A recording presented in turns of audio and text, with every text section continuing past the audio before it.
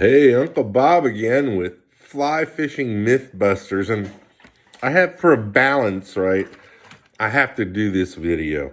I've been criticizing the fly fishing for carp with flies, guys, because you don't find hardly any places where, you can just walk around and throw the carp that you can see. I'm sorry. I've been around a long time. I can't remember even a handful of times where I could just go, well, I guess there's, like koi ponds. And so they've instantly made it elitist. You got Orvis and Rio and it's an elitist thing. They're going to sell you all this special stuff so that you can catch carp with a fly. It's just so painful. But I haven't really given too much grief for the Euro carpers, and I don't really want to. The fly guys bother me because I go, look, this is the simplest hair rig in the world, right?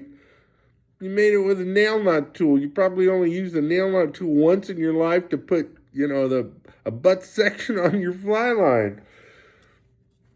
And it's just so simple. It just, all the fly fishing stuff, just all you gotta do is one change. Yeah, you gotta throw a little corn out there, but they make it instantly elitist. But you know what? The Euro carpers are absolutely worse. Now, I watched a couple of their videos, and they're really these long videos, but I got to tell my personal story. So, I belong to the Texas Fishing Forum, and they got a little, carp section. And there was this kid posting pictures, and he had a great big buffalo. And in the background, I could see my sailboat. So I knew what lake he was on, and I knew just where he was. He could have cast and hit my boat. And so I got in touch with him, and he was just the nicest kid. He came out to my boat with his dad, who I think was a cop, and he had all of his gear, just tackle boxes and tackle boxes. And he started to get into it. He's opening up these are the tiger nuts, and these are the boilies, and this is the hook and leaky, whatever, and this is the method feeders. And I watched him rig up, and he got to the hair rig, and I took one look at it, and of course it has shrink tubing on it. And I took one look at it, and I go, oh, got out a hook, got my, nail nut tool, little braid off, one of my rods or whatever, and bing, ding. And of course, he wasn't too impressed because he had like $4,000 worth of crap. And so I just let those two fish. I had learned what I need to learn in that first minute.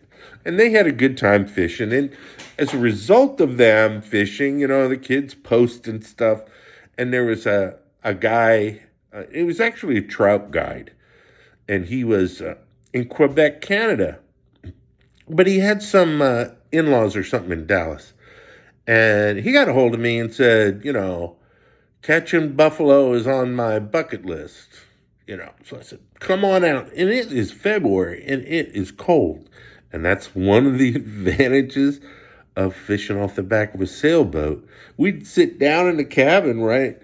We drinking tequila, and we got the heater on and the music on, and the only trick, because I got a plexiglass, sliding door leading down to the galley, right? The only real trick is you had to get that out of the way and jump and get your rod without hitting your head, right, on the sliding pop top. And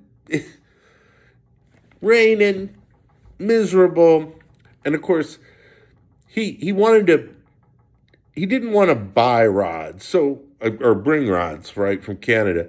So he bought like this great big 12-foot Shakespeare surf rod at Walmart. He bought 3 of them. He had 3 reels. And so he did well. It took him a while. I was catching more buffalo than him, and I was starting to feel guilty. I started to fish a little less. And another funny thing is, I guess his brother-in-law owned a nut company. And so he went through this whole array of different nuts with this little drill. And honestly, he caught quite a few fish on almonds or hazelnuts or whatever. I don't think it makes much difference. And by the last day, he had a half day left. He caught 6 buffalo before he had to get on a plane. So it was a huge trip for him. I don't think he needs to come back. I still keep in touch with him. But I just watched the carp fishing on a fly videos, and I gave you that assessment. And so, again, just to be fair, I had to watch some of the Euro carp videos. And the first thing I'll tell you is they're long. They're like an hour long. But I like their spirit. The first one I watched, one of the first shots is this kid carrying this great big can of corn. I can relate to that. But, man, the gear they have, the gear they bring, it looks like a lunar landing's going to take place. It's just, you cannot believe it. And so the one video I watched, I guess there's a football star, which is soccer, right? And they're teaching him how to Euro fish. Now, in their defense, the fish over there are so pressured. They're in these little pay lakes, right? The carp are big. They're not really fighters. And they all have names. They respect the fish a ton, right? They do. They completely respect the fish. They have like slings and bathtubs.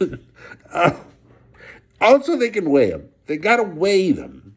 I'm not really a big fan of that either. So you got to watch these videos. And so that's really the knock I have on the Euro carpers. And it's the same knock I have on the carp on the fly guys. I'm going, this is a fly rod. This is a hair rig. Doink. You're done. I'm done. Anyway, have fun out there, and I'll talk to you soon. Bye.